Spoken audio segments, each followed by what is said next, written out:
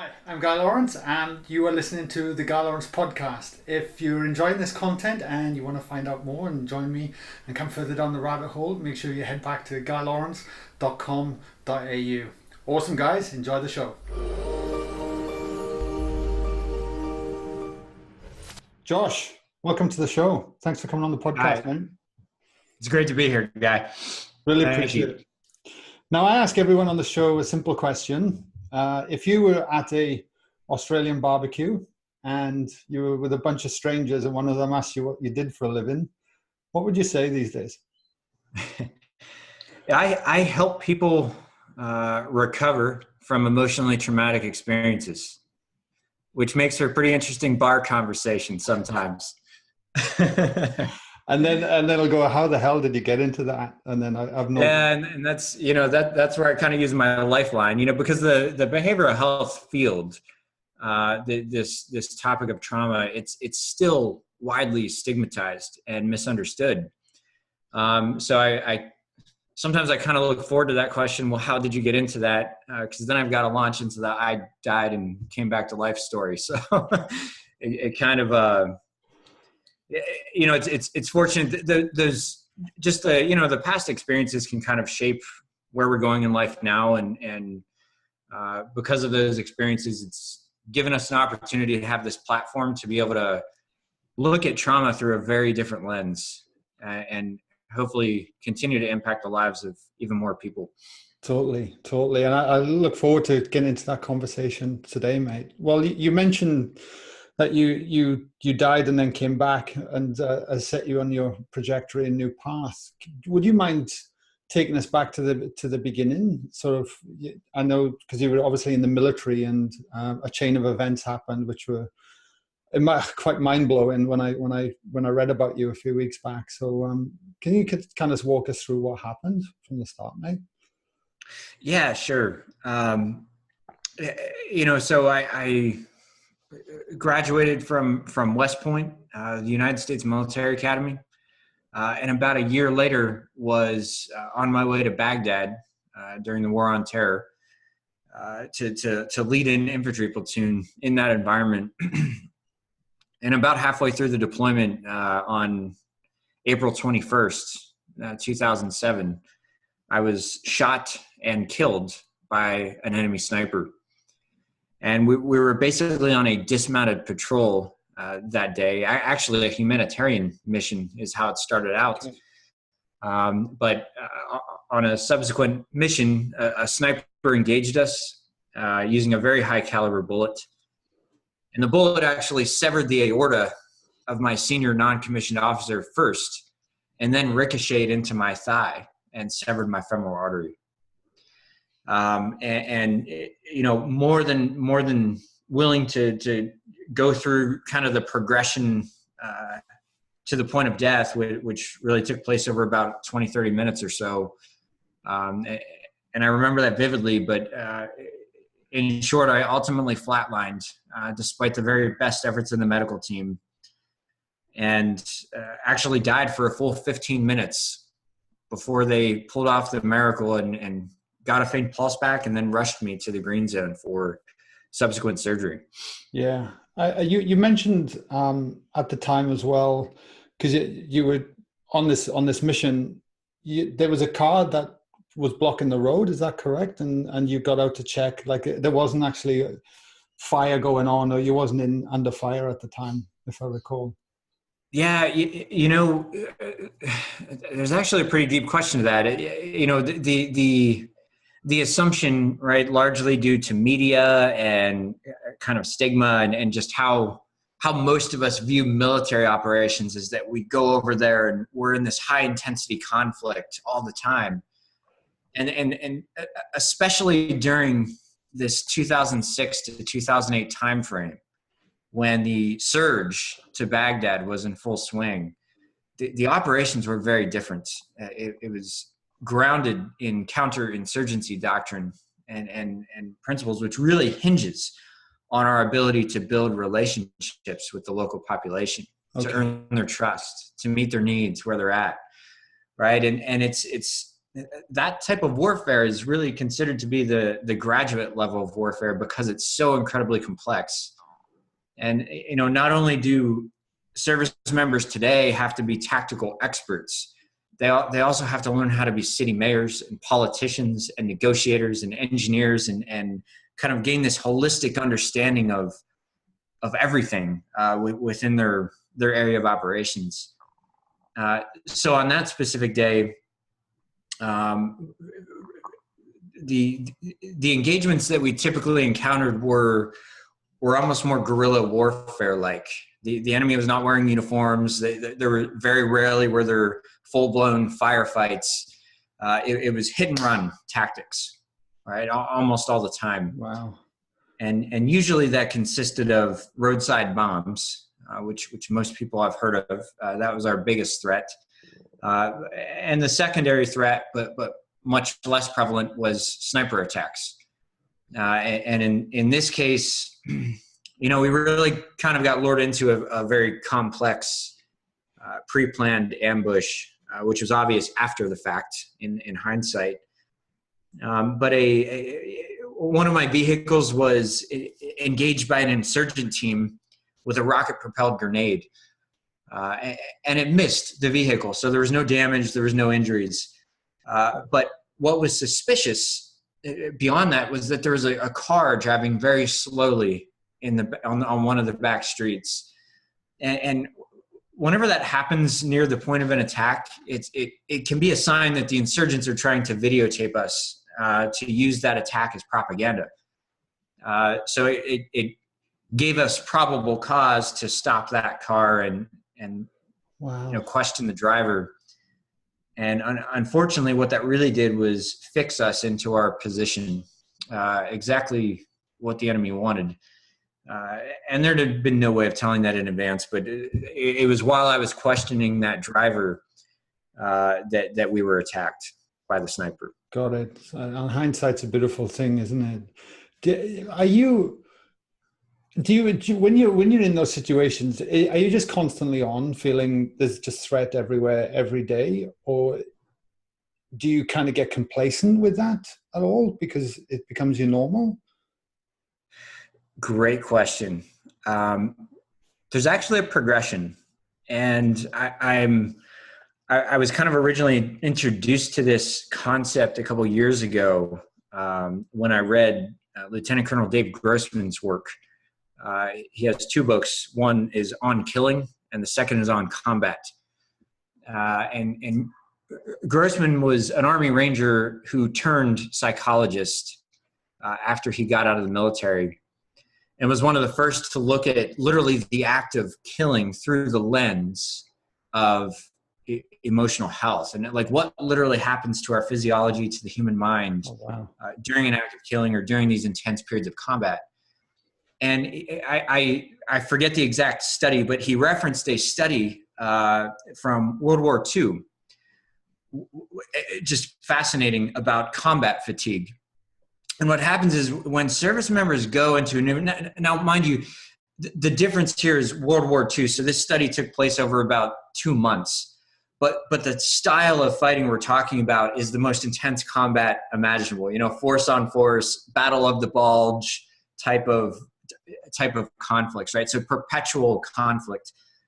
But what they found is that there was like a trajectory of optimal performance that, when people first go, when service members first go into a new environment like that, they're so on edge and almost hyper aware of everything that it actually reduces our ability to perform, right? The nerves and the jitters are still there. You're still trying to take in the context of the operating environment.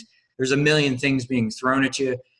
And it takes a little while to settle into that environment until we peak at optimal performance, right? Which is, in kind of Iraq and Afghanistan times, I'd put that around the 1 to 2 month mark. Okay. But then something interesting starts to happen. Battle fatigue starts to set in, right? And there's a progressive decline to this sine curve that basically leads eventually several months later to a state of complete exhaustion where we're essentially ineffective in a way, or just droning through It's interesting when I was working in the private sector, especially with some engineers, we wrote to apply the same concept in that same graph to the pace that some of these organizations maintain in Silicon Valley. It's the tendency is just go, go, go, go, go, launch this, launch that, launch the next product, right, with no breaks in between. And really, like, many people are kind of leveling out below this level of optimal performance. So that's one interesting fact. The other thing, though, that really ties to kind of my line of work even more is this huge, often overlooked concept of emotional withdrawal, right?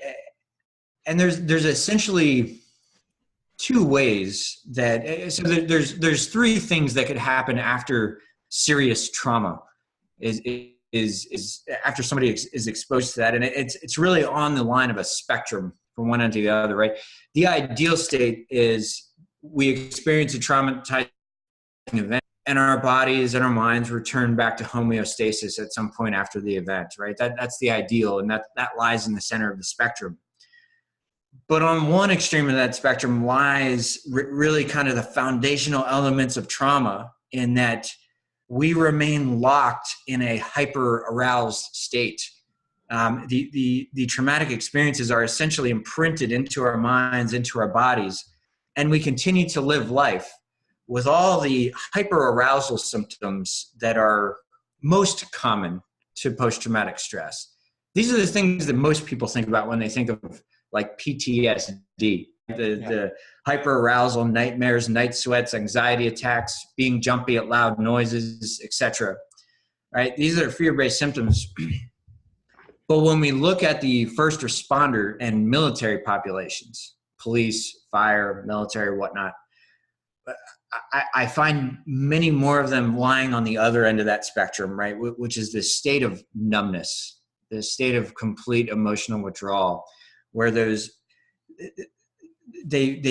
we've learned to suppress these types of traumatic experiences so well that we essentially shut down our ability to get back in touch with those emotional responses, right? And this exists not only to survive, but to thrive in some of those chaotic environments in the world.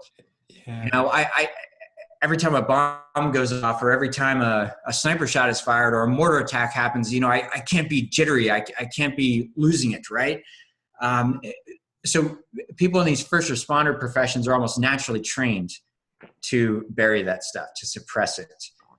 And I often say that I was at my tactical best when I was the most emotionally numb. I hated calling my family. It's not that I didn't love my family, but I was resistant to that emotional fluctuation of having to try to turn on these different emotions when I called home. I hated going to memorial services, even for our fallen service members, not because I didn't want to honor them or respect them, but because I couldn't go into that state of emotional fluctuation. Right? It was easier to stay in this cold, hardened, continuous state of emotional withdrawal. And my thought is that, I'll honor our fallen later. I'll reconnect with our service or with my family later. I'll do that when I get back from combat. And unfortunately, it's not that easy to flip that switch back on. Right? Yeah. And this is kind of a root cause of something that plagues so many service members coming back from these environments, and police. Yeah. And were you in that peak state when the sniper shot you, or were you in that fatigue stage? I'd say that I was probably still close to peak at that point in time. We were still pretty fresh into that deployment. I had only been there maybe 6 months before that happened. Okay. Of a 15-month total deployment. But it was interesting. After I got shot, and then when I recovered and went back 4.5 months later to finish the tour, and it was aside from all the positive stuff associated with that, it was just amazing to see the difference in the eyes of the people who were serving over there. Got it. You know, because they were in that state of exhaustion, and it was blatantly obvious when I got back. So, yeah, wow, the whole perception had changed. What amazed me about that night and really resonated with me and what I'm about and what I'm doing with Let It In and my project and everything was the random chain of events and coincidences that happened on the day, from a 19-year-old kid saving your life to the big guy doing the CPR, you know, and the defibrillator and all that. Can you just walk us through all these kind of things that happened on that day? I was blown away when I heard that. Yeah, it still gives me chills to talk about this. You know, after I got shot, my you know, one of the beautiful things about this experience is I was conscious and remember all of it. Wow. And to be able to witness this medical team just perform so brilliantly in the face of adversity was I think it's a privilege to be able to witness that. You know, and like you said, the medic that day was only 19 years old. The first person who showed up, like literally on the scene, who was with us during the patrol, and it's a 19-year-old here who had to make a very conscious, deliberate choice of who he was going to try to save and who was going to die. You know, Marlon had a severed aorta, I had a severed femoral. We both had less than 2 minutes to live, and he had a fraction of a second to make that decision. And you know, objectively, from a medical standpoint, from a triage standpoint, he made the right decision in riding with me because I had a slightly better chance of survival than did Marlon Harper, the other person who was shot. But, you know, it's still that 19-year-old who's going to have to live with the moral weight of that choice for the rest of his life. And, but anyway, he just did it perfectly, cinched up a tourniquet. They loaded me in the vehicle. And a few minutes later, I was greeted by an expert trauma team, an expert medical team, who performed the most well-rehearsed drill I've ever seen in my life. It was like watching a choreographed dance, just executed perfectly, where every single person on that team had a very clear job. They worked as a cohesive unit. It was one of those things that just really drove home for me what it really means to be part of a team, right? Yeah, wow. But I didn't understand just how heroic their efforts were until after the fact, and it's even unfolding more and more to this day. But to set the context, I mean, back then, you know, it was kind of standard for medical teams and ER teams to call it on a patient around the 6-minute mark, because that's the point where catastrophic brain damage starts to set in. And something prompted this team to go for 15 straight minutes and defy all the odds. And when I returned to Baghdad a couple months later, I had the opportunity to thank them in person. Amazing. For their work, which is one of the best days of my life. And I asked the surgeon one question. It's like, why did you work on a dead guy for 15 minutes? What made you do it? And without hesitating, he gave me a 3-word response and said, "We never quit." Now, it's just, now obviously there would have been a point where they would have had to call it if they didn't pull me back, but it still embodies this warrior spirit that we find all over the world, you know, in people. Yeah, you know, it's interesting with the CPR as well. I did my bronze medallion at the surf club, you know, 5-6 years ago back here, and we had to perform CPR on one of the dummies. You know, fortunately, I've never had to do it on a real person, but like after a minute, 2 minutes, I was shot, absolutely shot, and then you exchange over. Now you were saying the guy that was performing CPR on you did it for 15 straight minutes. Yep. And believe it or not, I did not know this. I did not know the full story until a couple months ago. Oh, wow. And it was a result of publishing the book. One of the medics reached out and filled in even more detail for me, and it just blew me away, man. So the place that mind you, we were in the middle of Baghdad, right? So this is I was evacuated to a very rogue, what they call a level 2 care facility, which basically just has the most rudimentary life-saving equipment. And I was basically laying on a cot in the operating room. And for some reason, the cot was elevated too high and they weren't able to get it down in time.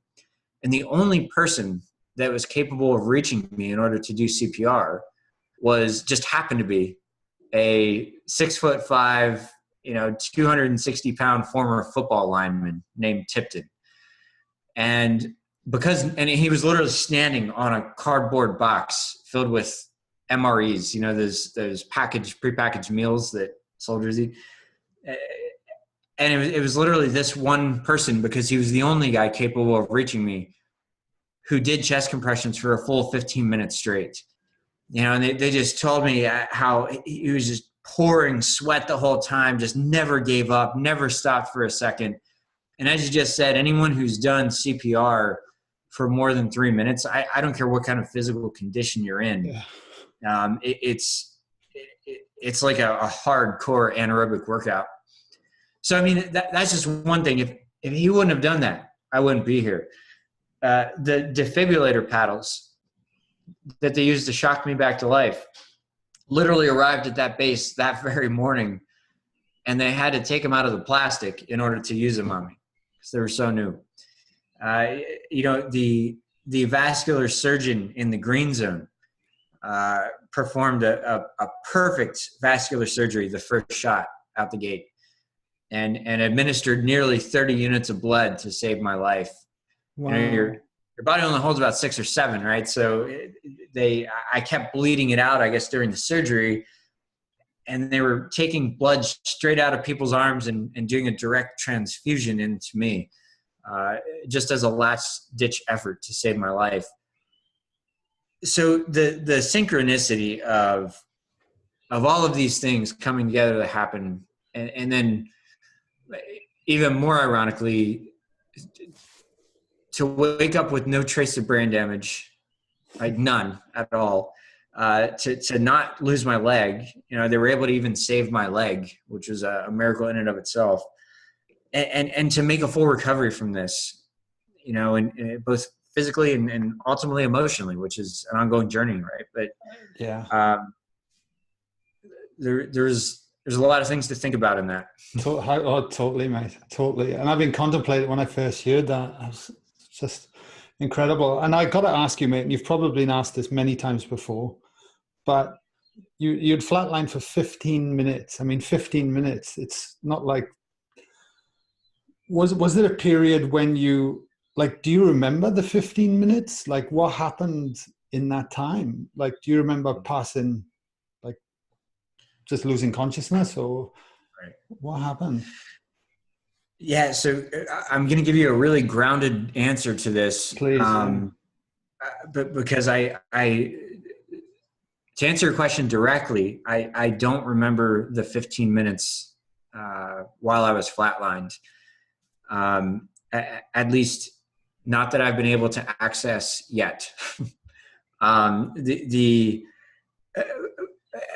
because I didn't see any white light, I didn't have kind of the traditional out-of-body experience that we've heard so much of from different sources.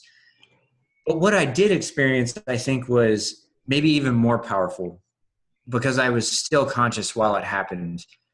And what I'm referring to here is the exact transition point from life to death. The very moment where I was taking my last breath and consciously knew that I was doing so. And the only way that I can describe that experience and that feeling is one of absolute and complete surrender to something much greater than ourselves. And through that surrender came an overwhelming sense of peace. Right? It was like every good, every bad, every positive, every negative, every doubt, every hope everything just vanished. And it was almost as if the spirit became part of everything and nothing at the same time.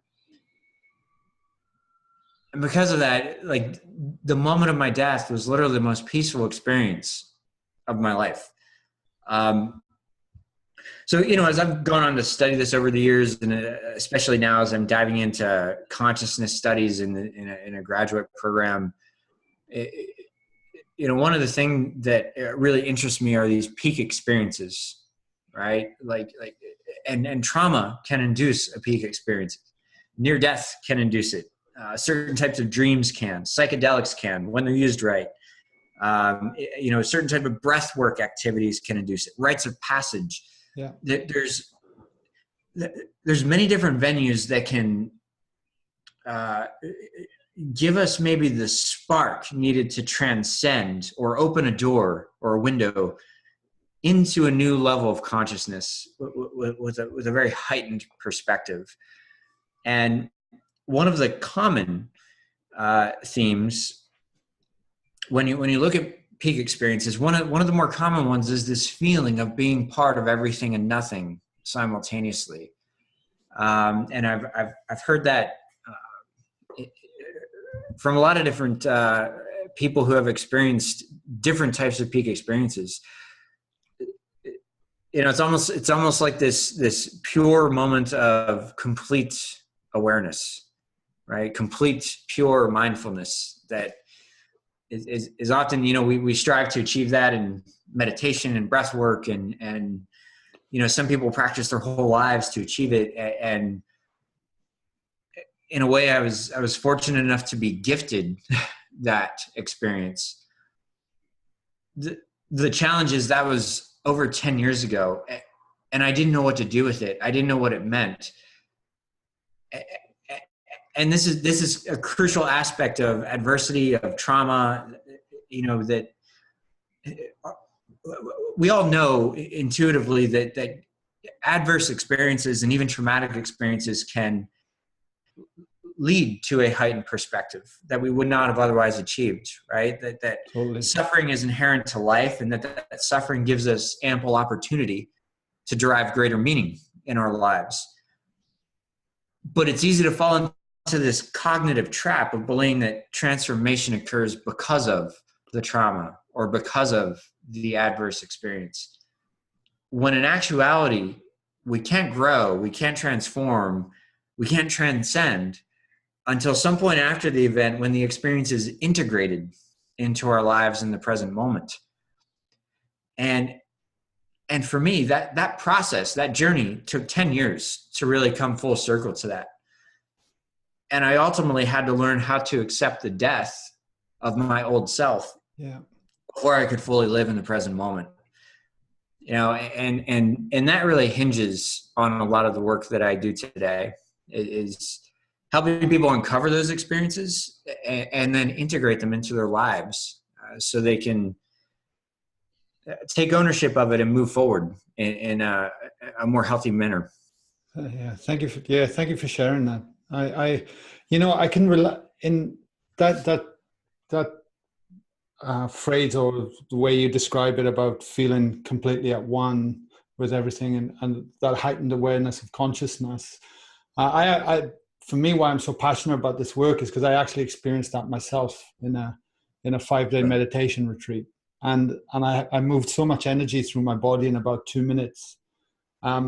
And there were neuroscientists there as well, and they'd measured my brain scans afterwards, before and after. Really? And I generated more energy than an electric eel in the space of 2 minutes through my body. And you create this huge energy field that comes out of you from the heart. It's quite profound, but you feel it. You absolutely feel every cell come alive. And you have this connection to everyone and everything. And that was, something that I didn't expect to have. I get goosebumps talking about it now. But from that point, again, that changed the trajectory of my life, because it was this, like, what the hell happened? Actually, there is more to this than meets the eye. And it put me on a journey on myself. So I can kind of relate to that, not to the trauma that you went through, but to that experience, You say trauma doesn't discriminate. What do you mean by that? Can you explain, please? Right. Well, you know, as human beings, we have this natural tendency to compare ourselves to other people, right? Totally. And when it comes to trauma, when we do that, we're almost inadvertently minimizing ourselves, right? Minimizing our own experiences. For example, you know, many people, you know, might make the assumption, like, how could it get any worse than near death? You know, that must be the holy grail of trauma. I didn't go through anything like what you went through, right? And it's really important to try to avoid that train of thought, right? Because the truth is, when it comes to trauma, it is very, very relative. It's based on who we are and how we were shaped from the very moment we were born up until the present moment. And that function of who we are dictates how we react or respond to that event, right? The thing with trauma is, even though the nature of our experiences can be very different, the emotions that manifest from them can be very similar, especially when we look at it through the lens of the deeper moral, ethical, and spiritual wounds associated with traumatic experiences. These are things like guilt and shame and powerlessness and betrayal. And those types of emotions, they're universal, right? If you've lived with a crippling sense of guilt or a crippling sense of shame, regardless of your background, you've already walked some of the same battlefields as I have, right? And, you know, I have found comfort and perspective from people in places where I least expected it throughout my life. You know, many people think we kind of have to stay in these tribes, and the only people that could really understand or resonate with me would be from a military background. Certainly some were, but by no means were all of them. You know, it was just as much investment bankers and entrepreneurs and teachers and social workers, you know, black, white, gay, straight, transgender, men, women. And the commonality between them is that they were all people who at some point in their lives and in their own ways were exposed to the darker side of human nature. And they were also people who had the strength to be vulnerable.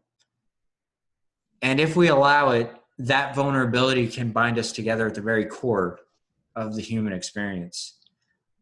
So, you know, this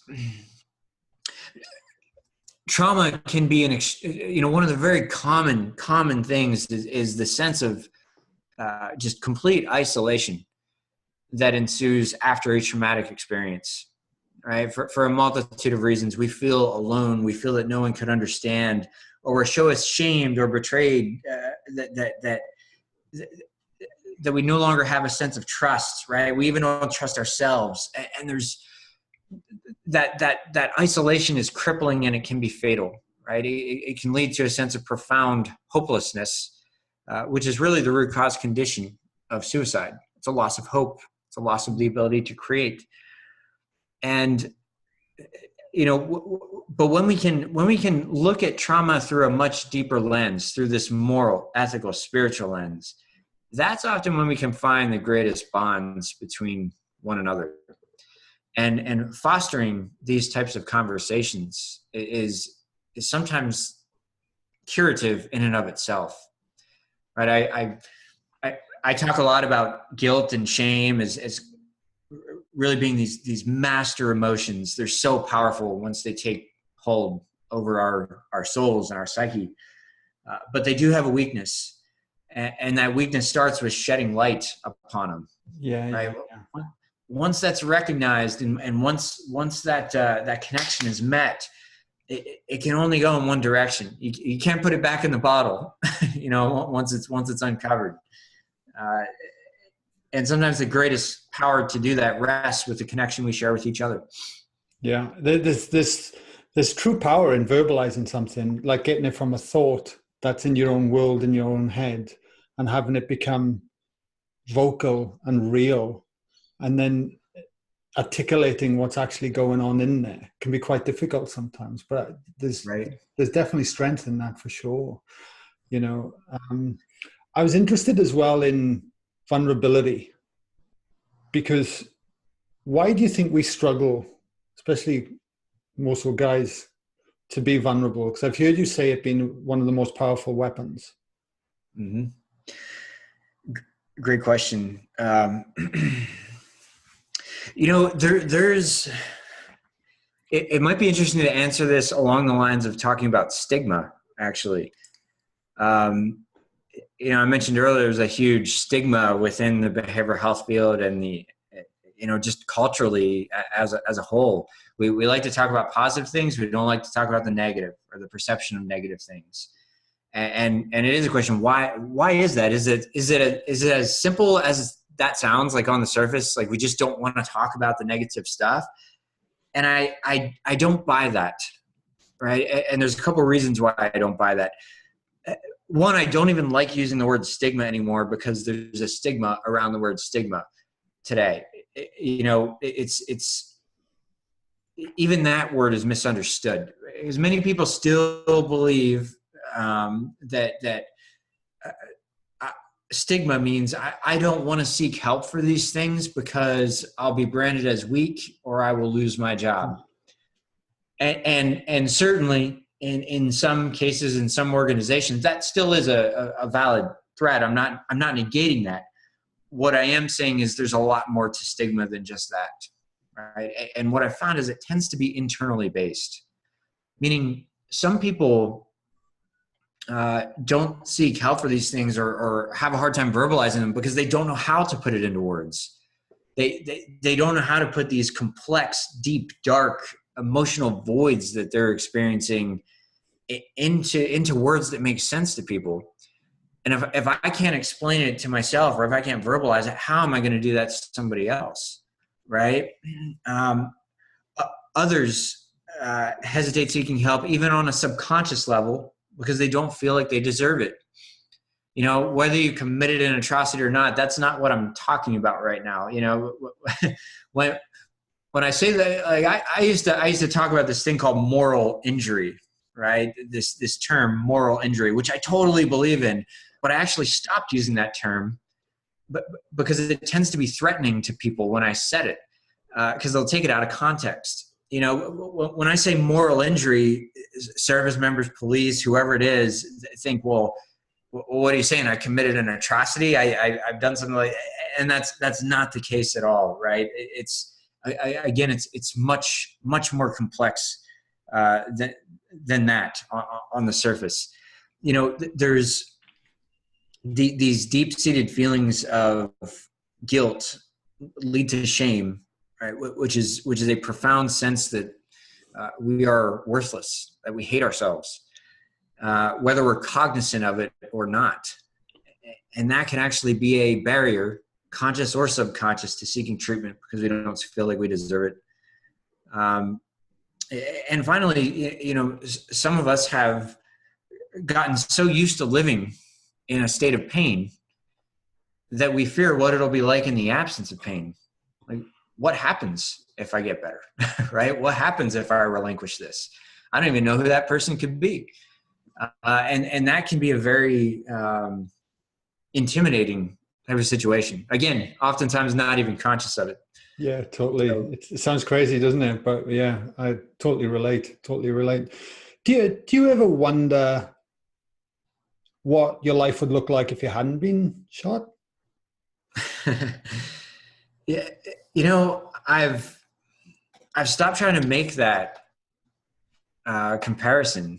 You know, it's because it's almost like holding on to the attachment of what could have been. I think the truly transformative point happened where I really internalized that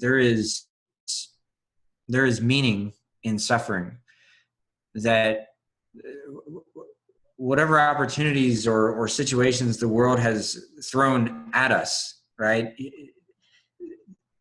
It's right, because that's what we're facing in the present moment, you know. And I know that can. I'm not suggesting that that's a point that I reached immediately, right? That's a 10-year progressive journey where I ultimately had to come full circle and really learn what the word surrender meant. You know, instead of trying to control these situations or control the outcomes or make this or that happen, it was literally just the ultimate relinquishment came when I was able to kind of surrender to the process. And surrender is a tricky word. This is actually something Mark Devine and I were talking about a couple months ago, because especially for somebody in the military, talking about surrender, like, what does that really mean? You know, and I've always had a hard time with defining it, because what does that mean? We just sit back, relax, and, you know, let life take its course. And I certainly don't accept that, but something Mark Devine said to me really hit home and has stuck with me ever since. He said, Josh, surrender is just not being attached to the outcome. Right? Profound difference in the vernacular there, right? Absolutely. So vigorously pursue what we're attempting to achieve in life, do what we think is best, right? But if we can allow ourselves to not be attached to the outcome and therefore live in the present moment, that truly is what surrender actually is. And it really, all this energy spawns from a completely different place when we're coming from that perspective. Love it. Love it. And what I find, and that's what I did when I stepped down from my old company, and it was all about the moment, surrender to the outcome, it's fine. And then when you detach from trying to have that control, I find it works out more beautiful than you could ever imagine quite often. Right. And it reinforces the very things that are doing it, and you kind of have confidence and, I guess, being comfortable with that unknown to a degree, you know, right. that, and surrendering to it, you know. Yeah. Living through ambiguity, right? That's right. It takes more courage to do that, right? It takes more courage to go within yourself and really be honest with yourself than it does to rush into any firefight. You know, and that might just be the core of this entire message, where it's turned to, because your listeners, regardless of their background, where you're listening from, it's our ability to recover from trauma as a global society, right, rests within each one of us. You know, the buck of trauma has to stop somewhere. It's generational. Otherwise we'll keep kicking it down to the next generation, and each of us has a power and a responsibility that if we can maximize ourselves, it impacts our ability to enhance the world and everyone else. And I fell into a very deep trap for a very long time of, again, not even knowing I was doing this, but I was running from myself by trying to help other people. You know, and I was doing it a lot. I was doing hundreds of speaking events across the country. I was briefing at the biggest behavioral health conferences in the country. I was hanging with the best clinicians out there. I was, became this rescuer in relationships and for all the women that I was with. And it's, what better way to cover up your own pain than by making a profound difference in the life of someone else, right? Even though all that was done with the very best of intentions. And ultimately, after multiple spirals, multiple emotional crashing points, very dangerous ones, that were far more intrusive than the experience of dying, I ultimately had to learn to do one thing, right? And that was have the courage to go within, have the courage to look into the deepest, darkest corners of my soul and find the truth, and then climb my way back out. Right. So it's the difference is it's coming from a very different place now. I still maintain the same pace I'm still doing a lot of the same work, but the difference is it is grounded within a strengthened sense of self rather than a hollow one. Yeah, the foundation's very different. Yep. Yeah. Yeah. You also, I'm intrigued because you have a book out, Beauty of a Darker Soul. What could we expect from that book? And why did you write it? Two questions there. You know, the best the best advice that I ever got before I started writing a book was one of my mentors told me, don't write a book because you want to write a book. Write a book because you feel like you have to. And that is the place that I had reached. I have worked both on the government and military side. I've worked on the private sector side, all within the behavioral health industry. And I have continuously seen that as a whole, as a society, we're still missing the mark when it comes to understanding trauma.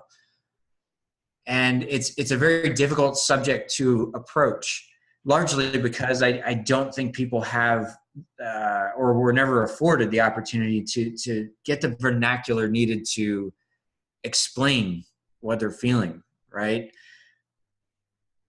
So I approached this book with that very thing in mind, and my goal was to kind of make this a universal message. You know, trauma doesn't discriminate, and the goal was that anyone could pick this book up and look at trauma through an approachable lens, a very different lens, a much deeper lens, to give them permission to recognize and validate the source of any pain that they're experiencing.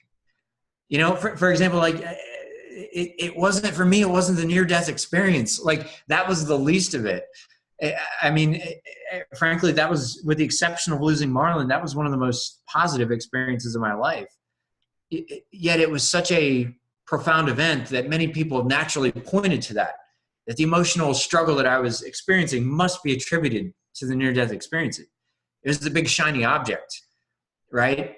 But the problem is I didn't know where else to look. So I started to almost believe that there should be something wrong with that. When in truth, you know, and this is the 10-year journey afterwards, it was grounded in guilt and shame, and it was the totality of the deployment.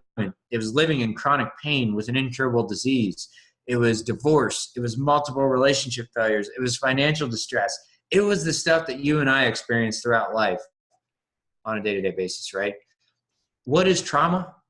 A traumatic experience is a situation or event that fundamentally alters the way we believe the world should work. And when the world gets flipped upside down, compromise.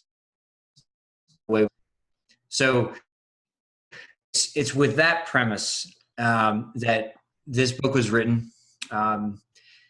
It's not a military book, but it does use obviously this. For anyone reading it, I mean, this is really a journey of finding beauty within the darkness, right? It's a journey of finding perspective in those experiences and ultimately learning how they were able to unfold back upon themselves to make a much more positive impact on the world, on society, on other people, and on myself. So reading it, I'd encourage, like, this important thing, look at it through your own lens. See how the deeper concepts that are embedded within there apply to your life. And that's kind of consistently the feedback we're getting from every life, is that the book has done that. So very fortunate. Yeah, wonderful. Totally makes sense, mate. I'm going to change gears and ask you a couple of questions before we wrap up the show. You got it. So the first one is, what does your morning routine look like? So a very disciplined practice. I start by, I'm usually up by 4:30 in the morning, and I'm in the gym by about 5. Okay. That's typically the only way that I can protect that time, right? And like having a disciplined practice is so important to just win the day, to regain control of ourselves. So it starts with a warm-up that includes a lot of very active yoga-based stretching. It shifts into a high-intensity workout. And then I'll typically cool down with another yoga stretching session and short breathwork session. And then I typically close that out by some type of spiritual reading, even if it's only a page, right? It's more the process, the ownership of it. And I'm really looking now. I'm starting to integrate more breath work and yoga in the latter half of the day to almost incorporate a second practice. So I'm literally been building that in over the last couple of weeks. Yeah, beautiful, beautiful. Love it, love it. If you could have dinner with anyone tonight, in any time frame, you know, if you could go back in the past or in the present right now, who would it be and why? You know, one person that I regularly quote is Viktor Frankl, who wrote a book called Man's Search for Meaning. But yeah, Viktor Frankl, world-renowned psychiatrist and Holocaust survivor, and he said in his book Man's Search for Meaning that without suffering and death, human life cannot be complete. And that the suffering we endure gives us ample opportunity to derive greater meaning in our lives. And it's you know, that's a quote to just sit with for a while, you know, and it's deep. And I realize that that can feel unapproachable to people who are in the moment of trauma, who are in the moment of that emotional void. But when we can internalize that, when we can keep fighting through and taking the next step forward, achieving an internalization of the inherent suffering to life and its deeper meaning is ultimately the pathway to transcendence. And it's a journey that's absolutely worth it. Yeah, beautiful, beautiful. Last question. What's one thing about yourself most people wouldn't know about?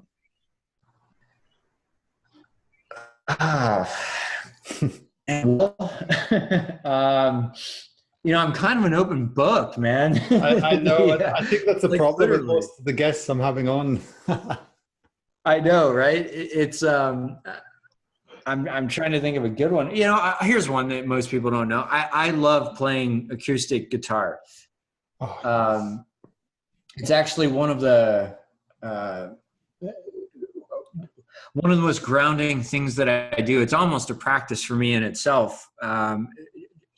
You know, nature's all about rhythm.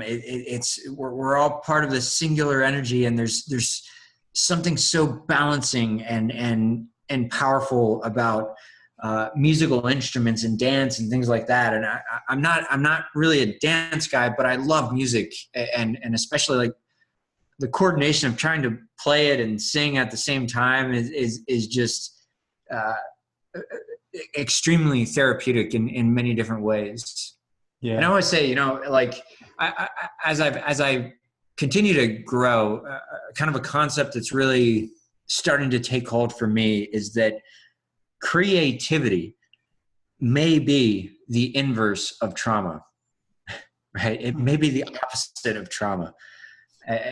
You know, traumatic experience can leave us just stuck in our lives, like with no hope, with no way forward, just kind of living in this state of numbness, and it stifles our ability to innovate and create.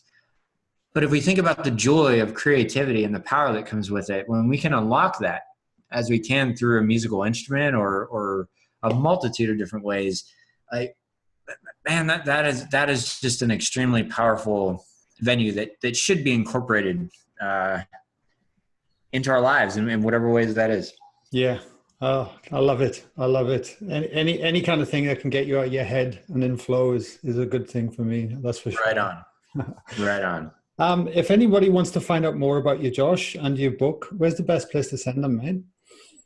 Yeah. So the book, it's the Beauty of a Darker Soul. It's available on Amazon. or you can just go to darkersouls.com, and it is linked to there as well. Beautiful. And I'll make sure I link to the show notes. And is there any last words you'd like for our listeners to ponder on after everything we've discussed today? Yeah, just remember that healing is a journey. It's never a fixed point in time. Transformation is a journey. It's never a fixed point in time. And sometimes retaining the humility to understand that, retaining the humility to know that there's always an element of life that is a mystery, that is unknown. And the moment we think we've got it all under control is the moment it becomes disrupted, sometimes severely. So that was one of the biggest and most dangerous mistakes and traps that I naturally fell into over the years, was thinking that I owned this, that I had it. And sure enough, I absolutely didn't. So it's not that, it's not that healing's not possible, right? It's just that maintaining the humility to know that we're all on a journey here. Yeah. A journey that can be enhanced by the power of ourselves, by going within, and the perspective and the connection we share with the people around us. Totally.